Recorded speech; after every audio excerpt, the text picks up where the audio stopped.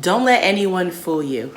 The struggle is real. Lately, I've been struggling with consistency for my business. But after reading this book, I've been able to adopt some simple habits that have been able to get me back on track.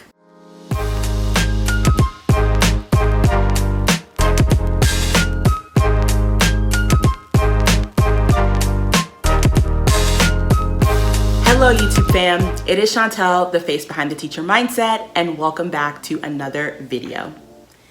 Before we jump into this week's video, please be sure to subscribe to this channel and turn on the notification bell so that you are alerted every time a new video is posted.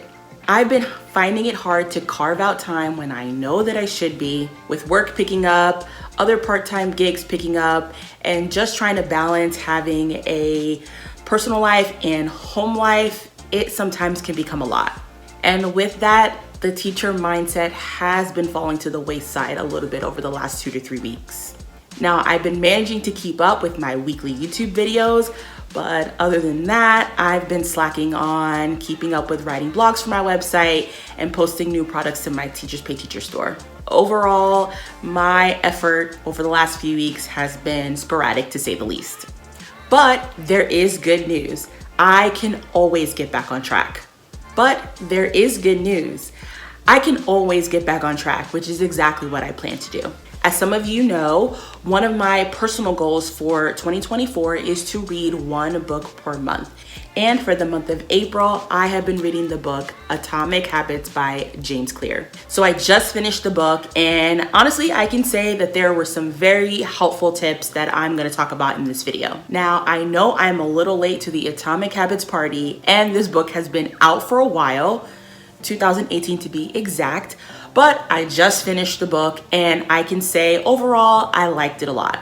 I've started to develop some of the fundamental principles of habit creation, and those have helped me to get back on track with my consistency. Without spoiling the entire book, I'll share a few of the fundamentals and talk about how I've implemented them into the teacher mindset.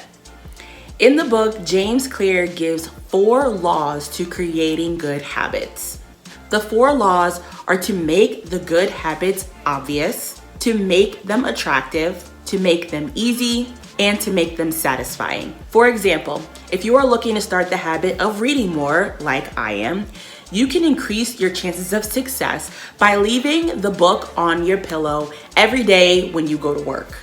That way, when you climb into bed at night, the book is there to remind you that you need to spend a few minutes reading each day before you go to bed. This would be an example of making the good habit obvious. The book also shares a few laws to help you break bad habits, and these are referred to as the inverse laws of creating good habits. The 4 inverse laws are to make the bad habit invisible, to make it unattractive, to make it difficult, and to make it unsatisfying.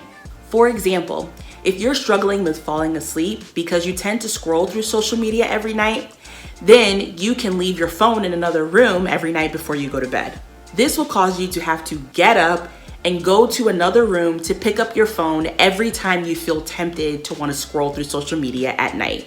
This would be an example of making the bad habit difficult. Now, this is just a broad overview of the book, but there were a few specific things that I will take away from it. The first thing that I'm going to take away from the book is the idea that a few minutes of consistency every day will go a lot further to helping you develop good habits than a lot of time and effort spread out over a few random days. Now, this was something that I already knew. I think a lot of us know this, but it was really good to have that reminder. If you want to learn a new language, it's better to practice every day for 10 minutes than it is to practice for 2 straight hours in one day. Walking every day for 10 minutes is better for your overall health than it is to run for 2 hours straight on the treadmill once a week.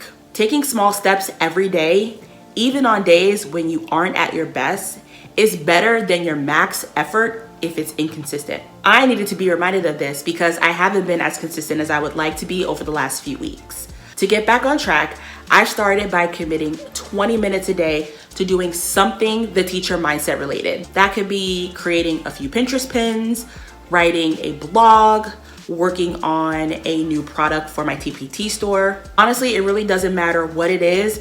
I am just going to be committed to spending 20 minutes a day doing something for my business. And I don't know about you, but it is a lot easier to commit to 20 uninterrupted minutes of focused time than it is to find a full 1 to 2 hours in one day per week to work on my business. Again, I know this, but just because we know something doesn't mean that we're always gonna do it. And reading this book was just a reminder that I need to get back on track. I've taken away a few tips from this book to help me make that possible. First tip that I've implemented to help me get back on track is one of the 4 laws that James Clear describes in the book.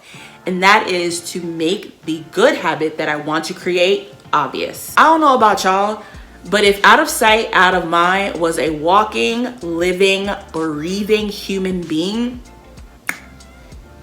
it would be me. I realized that one of the reasons why I've been so inconsistent over the last couple of weeks is because my business has been out of sight and therefore out of mind. Over the past 2 weeks, I've been on vacation and I live in a studio apartment. So my working space and my living space are all shared. And I've put away all of my working stuff because I've had friends that have been over, I've been hosting and entertaining. And so all of the things that would normally be my cues to help me be consistent with working on my business have really been out of sight and therefore out of mind. And with everything being tucked away, honestly, I've just forgot, and that is the truth. So in order to get back on track, I've needed to make the things that I want to accomplish more obvious. In order to make it more obvious, I've pulled a few things out and set them up in a way that has made it much easier for me to actually go about completing the tasks that I want to complete. For example, I have had 11 TPT products that I've finished creating, but I've needed to take the pictures for the product previews, covers, and thumbnails so that I can get them up in my store. And I've been sitting on this for about 3 weeks. And I was determined that I was gonna get several of these products up in my store. So what I did was I set up the product on my dining room table with all of the supplies that I needed to take the product photos, including setting up my little tripod stand with the camera on it to remind myself that I need to take the photos for the covers, thumbnails, and previews. Now, this was very helpful because in order for me to eat dinner every night, I had to first start by taking my product pictures and saving them to my computer so that I can then clear the way out to be able to eat dinner. I not only made the action that I wanted to do obvious, but in a way I also made it easy because I set everything up in advance for me to just be able to do it. Now, this book has not only been helpful for me to get back into my consistent routine of doing things for the teacher mindset, but it's also helped me to build some really good habits in my personal life as well. Over the past couple of weeks, I have been struggling with washing the dishes consistently. I'm not gonna lie, I've been letting the sink get filled up and the dishes have been sitting there for like 3 to 4 days. Don't judge me, y'all, but it has been happening. So one of the principles from the book that I have applied to help me with this is habit stacking. Habit stacking refers to taking a habit that you already have that's consistent and pairing it with the habit that you're looking to create. Every morning when I wake up, I go and heat up my breakfast so that I can sit down and have that before I head to work. The act of putting my food in the microwave and heating it up is a habit that I consistently do every day. And so I've used that habit and paired it with the habit of washing dishes to help me to build a routine for the second habit that I want to create.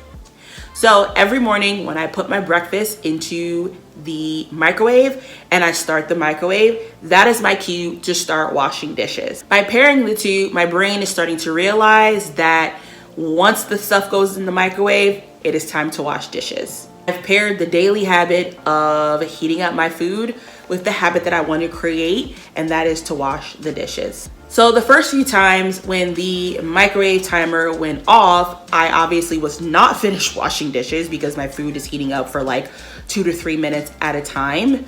But even though the microwave goes off, it's not my cue to stop washing dishes. Really, the habit that I wanted to develop was just getting in the habit of starting. And so regardless of how long my food is in the microwave, I start washing the dishes and I don't stop until I'm finished.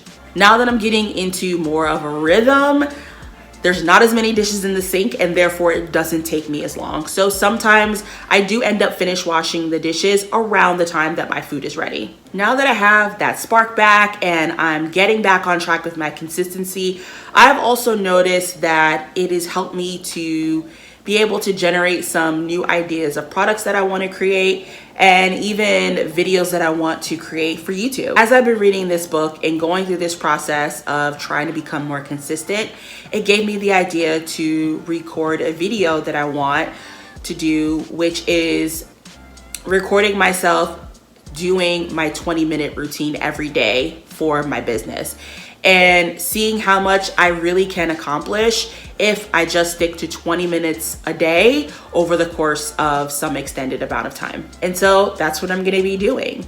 I'm going to record a video of myself. I'm probably gonna call it something like a 20-minute TPT challenge, where I spend 20 minutes a day and only 20 minutes a day working on something over the course of maybe a week or two.